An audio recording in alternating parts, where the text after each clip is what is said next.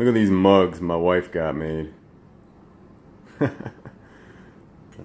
She got a couple of them made. Hold on. I thought they were funny. Whoa. Wow. You guys got some fancy moves. Oh.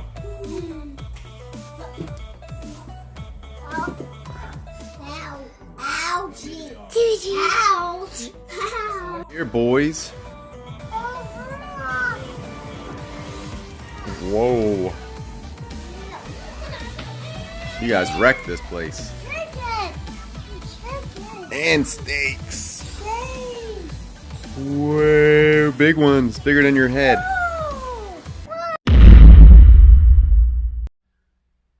Hey guys, welcome back to the channel. I apologize, I haven't been on lately. I've had a lot going on. I've actually had a lot going on this whole year. And I wanted to get back to my vlogs about addiction. This is gonna have something to do with fitness too, but I don't know if you've checked out any of my other videos, but I'll put them in the links. I have overcome an addiction in my life, and I use fitness to help me along the way. And I encourage others, if they're dealing with any kind of addiction or stresses in life, exercise is a great way to overcome that kind of stuff. It's been proven that people with mental illness, let's say, that it helps reduce stress, and it actually improves your mental well-being to exercise. I won't go into a lot of details. I'm gonna actually put a video in the description that you guys can read. A lot of studies have been done about this though. So, but I wanted to start off today talking about mental illness. I've dealt with this firsthand. We actually had found out that my wife back in October. Well, I'll start from the beginning. My wife has always been up and down with the moods, and I just thought, you know, women are moody, so we didn't know. And she'd had a few issues with being locked up in a facility in her younger years, trying to attempted suicide a few times, things like that. And I was aware of this when I married her. You know, she's always been happy. But we had 2 babies, and after the second baby, she seemed to get a little bit sad, but she was in the hospital for a month. I had to take care of her other son while she was in the hospital, because she went in a month and a half early, so our son was premature. Then he was in the NICU, so she was in the hospital, so I had to take my son. I had to go to work. I had to take milk from one hospital to the other hospital. It was a mess. So we went through a lot. My wife lost her best friend. We went through a lot last year. So then this year in October, as I was saying, all of a sudden my wife says she had an epiphany, and she could see things more clearly. And I thought, oh, okay. I didn't think anything of it, but she started calling people from her past, like apologizing for things that happened years back. And I mean, I thought it was great at first, but then it started to get a little out of control, a little strange. And she started repeating things a lot and saying things that didn't make sense and just talking nonstop about stuff. And if you didn't listen to her, she would get very angry. So I started to kind of get concerned, like I didn't know what was going on.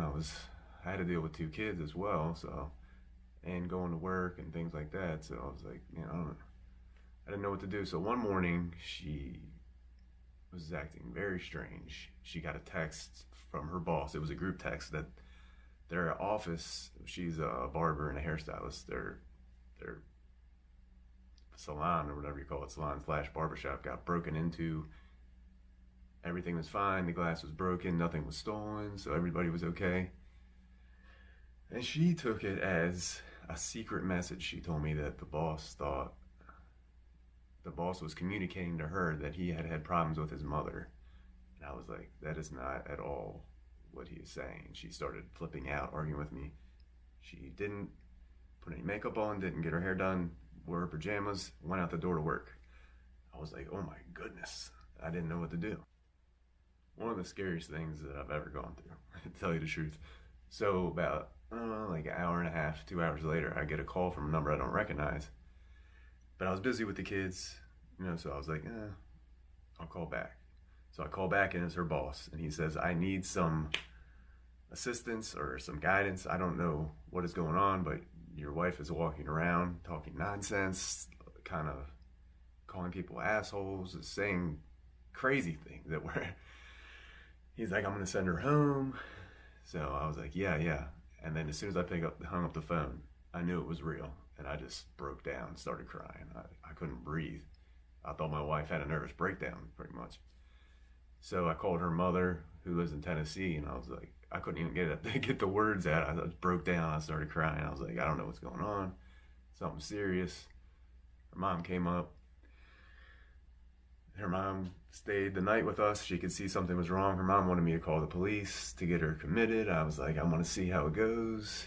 In the morning, I had to do one of the hardest things I've ever had to do. I had to take my wife and have her committed. And she had to be put in a facility. My mother-in-law left a few days later, so it was just me with the kids. I don't think I ever cried that much in my whole life, man. It was scary. I love my wife more than anything in this world, so I thought I lost her pretty much. I thought she had lost her mind. I thought I lost her. So she was in the facility for she was in the hospital for a few days, and they transferred her to a facility, which was about an hour and a half away in DC. I live in the Annapolis, Maryland area, so it was a hell of a drive to get there with the traffic. It was outside DC. It was actually in Rockville. But I didn't care. Once they moved her to the facility and they let me come visit, I drove up there all through the night. I got there. They weren't going to let me in. I was like, I'm not leaving until you let me see her. So they let me in to see her, and she recognized me, and but something wasn't right still. So they had to get her medication down. So she was in there for about a week and a half. And then they said she could come home, and they gave her some medicine. She still didn't seem right to me. And she was going cycles. Like, she would be okay for a little bit, and then all of a sudden she would get so angry at me and start cursing at me and flipping out. I definitely couldn't have her around the kids by herself. So our whole situation at home had to change. I had to change a lot of things, because you can't have somebody around the kids that is unpredictable. So we finally got word that she is type 1 bipolar. It was pretty serious, so they got her on some medication, and it started to work. It started to change. Things went back to normal.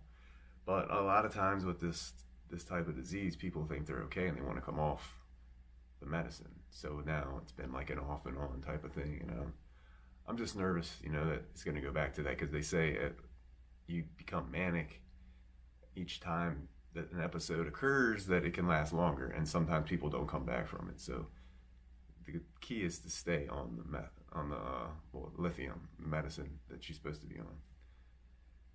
And I mean, I know there's probably some sort of side effects, but it's better than going crazy, is what I say. We need her. So, and that brings me to my next point. She started exercising a lot more with me, and I think that really, really helped her. Not only with like focusing and the mood, but I think it's actually helping like change the chemistry of her brain. Like I can see the change. And also diet too. We changed the diet up a lot. I mean, we're already eating pretty clean, but I think that really does have a positive effect on people, especially with mental illness. And I think that there has been a lot of studies done, and I think if you're dealing with something like this, that you need to look into it and just see if it helps. Exercise really improves your life all around, even if you don't have any kind of mental illness. So I definitely highly recommend giving it a try. And then a couple of days ago, I lost one of my oldest friends. He was 39 years old. He's been an severe alcoholic his whole life. But I mean, the guy lived with me in high school. I've known him for over 22, 23 years. And he dropped dead in the shower a couple of days ago, man. It was hard to hear that news, man. I was actually supposed to go and visit him pretty soon in New York, and we were going to make a couple YouTube videos. He was excited. He was one of my biggest fans on this YouTube thing, and he always shared my stuff. I have a Facebook page. I don't know if anybody's checked it out, Real Dope Workouts, and he was just really proud of me, because he had been there since I was a kid, and he had seen everything that I had gone through. And I think it gave him hope, like seeing me beat the addiction, that he thought maybe he could do it. But he just wasn't strong enough, man. He had I think they said he had a seizure and he had a heart attack. He went out quick. I mean, it's still sad, but at least he didn't have any pain. And we got a new dog out of it. He said if he ever went to prison or if he died, then he wanted me to take his dog. So he has like a $2,000 pug and Shar-Pei mix, which is, I've never seen a dog that looks like this. Pretty crazy. I'll put the picture up, show you guys, but yeah. It's a really nice dog, gets along with the family, so I think we're gonna keep her for sure. I'm sorry to get a little deep on you guys on this video, but I've just been going through this. And I also recently lost my grandfather. He was 90 years old, though. He got to live a full life. It's my last grandparent that I had surviving.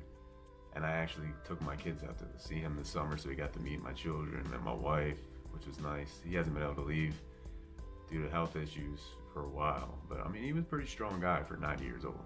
I mean, the guy was a star athlete his whole life. But he got injured and it kind of crippled him a little bit, so he couldn't travel very well. But I've also been dealing with an injury, so I haven't been able to work out and make workout videos lately. I think I have a shoulder impingement. I'm gonna go to a doctor and make sure, but I can't do any pressing, like bench press is out of the question. Overhead press, I could barely do 20-pound dumbbell. So I did something pretty serious. I think I was doing incline bench press at the gym a few weeks ago, and you know when the bar is kind of behind you when you unrack it, it was too far behind and it was too much weight for me. I'm not used to doing that exercise only with dumbbells in my garage gym, and I think I unracked it and definitely, yeah, something's wrong. Definitely can feel it. And it's tough as hell for me because I love working out every single day. It's rare that I take a break. Even on my rest day, I'm still like running sprints or doing something, man. I'm addicted to working out, like I said in other videos. But I'm gonna have more workout videos coming soon, some beginner videos. I have tons of footage of other stuff I need to edit. Like I keep saying, I just have a lot going on, man. 2 little kids and life gets in the way sometimes, but I just wanted you guys to know what was going on with me, and I hope you guys stay tuned. There's a lot more to come, and I appreciate everybody who's watching me. Almost made 100 subscribers. And I'm glad people are enjoying my content. I'll talk to you guys soon. She giving, that's how we live it. Don't be mad at the system, it's simply how we've existed. I hear a lot of people talking like they politicians and choose to be an accountant because it's safe in the business.